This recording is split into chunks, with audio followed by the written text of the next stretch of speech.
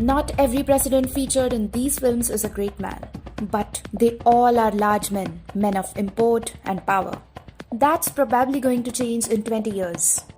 One rule about this list, we didn't include documentaries. Sorry, Jimmy Carter, Man from Plains. This is a look at fictionalized characterizations of real-life presidents, for better and often worse. Are you really saying that in certain situations, the president can decide whether it's in the best interests of the nation and then do something illegal? I'm saying that when the president does it, that means it's not illegal. I'm sorry? That's what I believe. Welcome to Cinematic. This video is about the 20 best movies about American presidents. Before I start, I request you to subscribe to Cinematic, like and share this video, and stay tuned with us. Also, follow our page on Instagram @Cinematic3 and on Twitter, The Cinematic3. On number 20, Hyde Park in Hudson in 2012.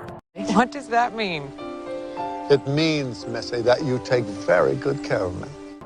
This is a movie that needed a lot more thought put into it. Though if they had thought all that hard, they probably wouldn't have made it at all. On number 19, The Better Angels in 2014. He asks questions I can't answer. He's got a gift. The camera swirls and glides over the actors, and the black and white imagery is gorgeous, but The Better Angels reduces the characters to mythic abstractions. On number 18, LBJ in 2017. Now, they were great men who nearly destroyed America. I don't ever want a history book to say that about me. What if you'd always wanted to be a president, only to find out that the only way you'd become commander-in-chief is by taking over for a beloved POTUS who'd just been tragically murdered? LBJ's blandness outshines everything else. This movie feels like a missed opportunity. On number 17, Elvis and Nixon in 2016. Elvis and Nixon, completely true story. Elvis Presley was concerned about the protests against the Vietnam War, lack of respect for law enforcement. He was far more conservative than a lot of people might have suspected. Much of the pre-release buzz revolved around Michael Shannon's wild interpretation of Elvis Presley. But now it's hard not to watch Kevin Spacey as Richard Nixon and feel, well, pretty gross about both of them, to be honest. On number 16, Abraham Lincoln, Vampire Hunter in 2012. Dopey and certainly bad for you, but if you're in the right mood, also wonderfully bonkers. This action flick hoped to cash in on the historic figures or books, but with horror, wave that also included Pride and Prejudice and zombies. So that history will forever know you not as a man, but as a monster!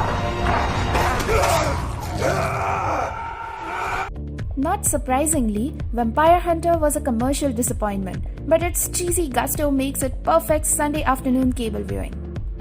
On number 15, Jefferson in Paris in 1995.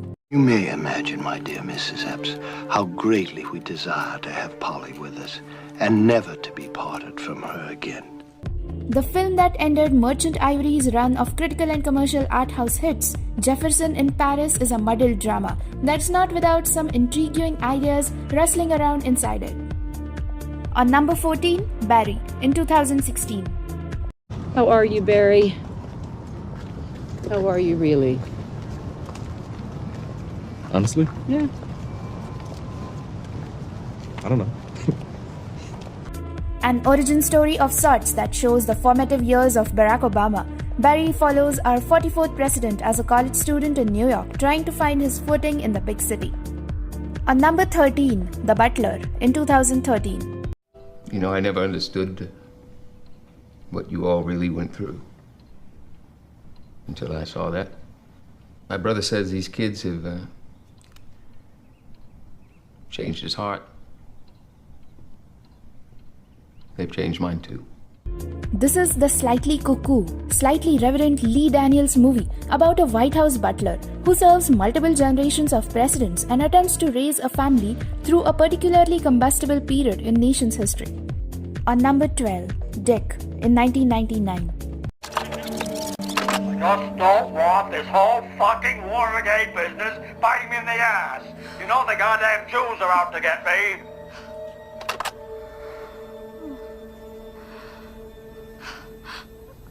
I don't think the President of the United States should be recording conversations like that. This goofy comedy sees the Watergate scandal through the eyes of two silly but smarter than they look teenagers, and it works better as a comedy than any sort of real-life commentary. On number 11, South Side with You in 2016. So why did you come to Chicago? To try and make a difference. Thought I would too.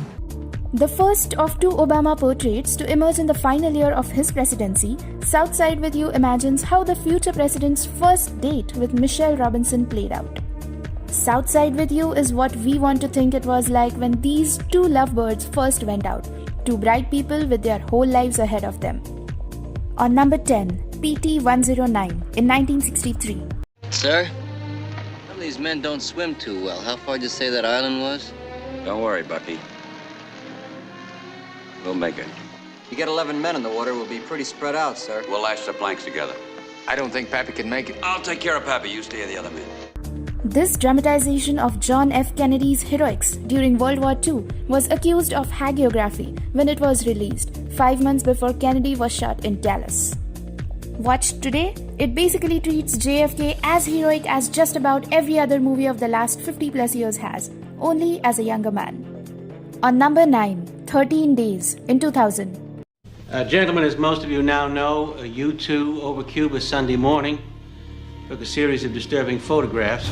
Our analysis at NPIC indicates that the Soviet Union has followed up its conventional weapons buildup in Cuba. The film has the appeal and limitations of a well-mounted play, but the actors dig into the screenplay's bare bones, life or death dramas.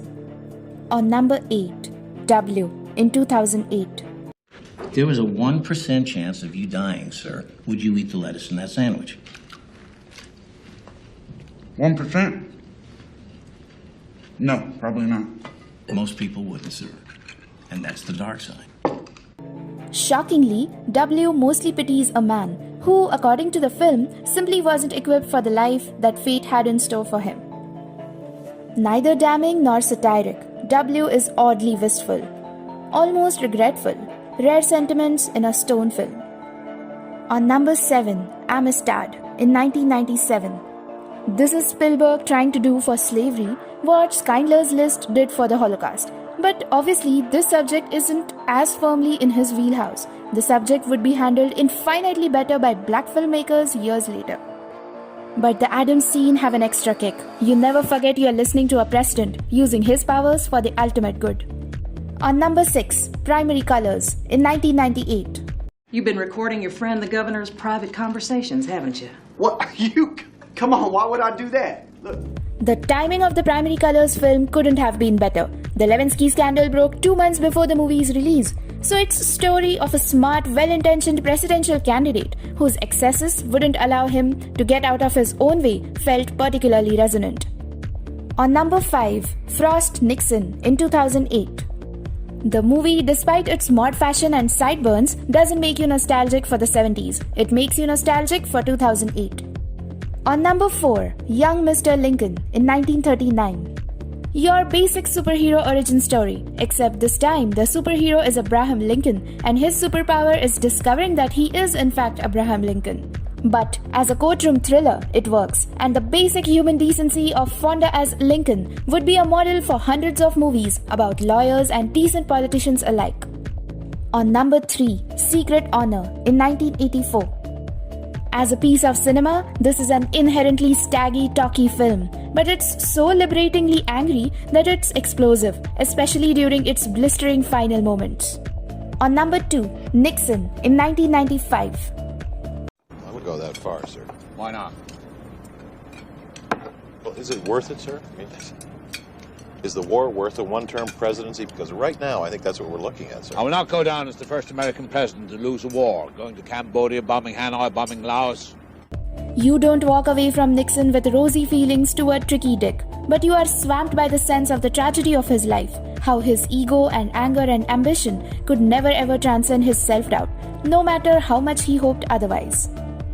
And on number 1, Lincoln in 2012. You see, there it is, even in that 2,000-year-old book of mechanical law. It is a self-evident truth that things which are equal to the same thing are equal to each other. The genius of Spielberg's Lincoln, and we do think it's one of his best films, is that it doesn't focus on Lincoln the leader or the orator or the hero, though it of course also contains all those things. Instead, the movie's optimism comes from its faith in politics itself, as Lincoln grinds the gears of government to try to fundamentally change the world by cajoling and palm greasing, and if that doesn't work, actually appealing to hearts and minds of people's fundamental goodness. And now, for being the president of cinema, we have a little advice for you. Start by subscribing to us and follow us till the end of the cinema.